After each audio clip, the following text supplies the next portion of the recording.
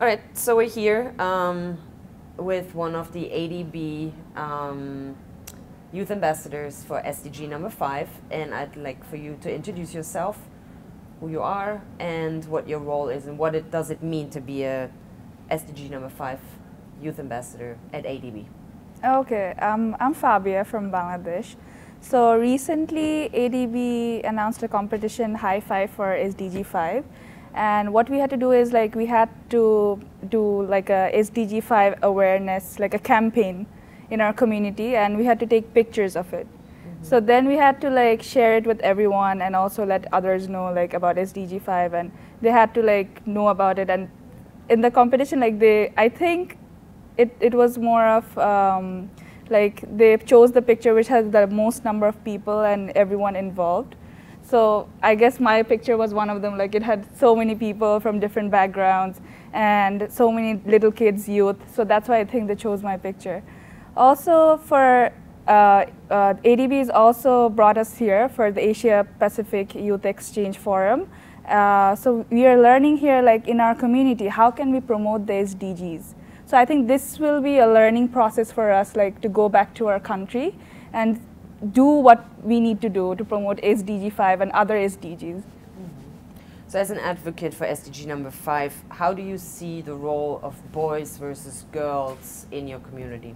Okay, I wrote a blog and I had a very interesting observation. In one of the public schools in Dhaka I recently went, I saw when in the public school, when you enter, you see girls on one side and the boys sitting on the other side. They don't sit together. So I asked them, why do you make them sit separately, right? Because it's not normal, dividing them. You're already creating a gender gap there, when you're dividing them.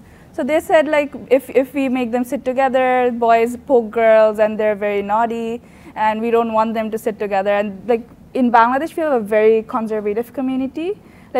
They don't, the teachers even, they don't want girls and boys to interact with each other. So this is something I think we need to change in our country slowly in order to attain gender equality. Because from a young age, if you already learn that boys or girls are different, when you grow up, you will have that mentality, right? So I guess in the future, I would like to work with gender training to school teachers. I want to make this a public policy, a gender training for all school teachers, so that they actually know how to address this issue. So how do you think particularly conservative countries can approach and deal with this issue? I think education is the most powerful tool to address this issue, because in our country, we're taught from a very early age, we shouldn't mix with boys, girls. Personally, even in my school, I went to a private school for rich kids, but even in my school, the teachers have the mentality, you shouldn't mix with boys. So I think education will be the most powerful tool to address this issue. If we're from a young age, if we knew how to work equally with the men in the society, when we grow up, the problem of gender inequality wouldn't be there. Yeah, no, of course. Yeah.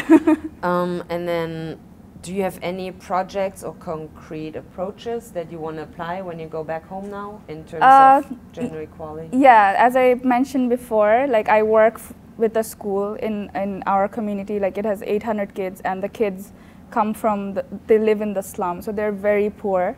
So in that school, I want to do a test with gender equality training and see if it works, if the teachers can address the gender equality issue in the schools with the students. In general, I think to achieve all the SDGs, I think awareness is required, because everyone doesn't know about the SDGs yet. And also I think youth can play an important role here, because so far I also worked for an organization called BRAC, and when we work with youth, we actually consider them as the beneficiaries, not the actors. So in order to achieve all these SDGs, I think we need to see youth as the actors as well, not the beneficiaries. That's all I have to say. Perfect. Well, happy International Day of Youth to you. Thank you. Same to you. Thank you. And thank you for your time. Thank you. Sure.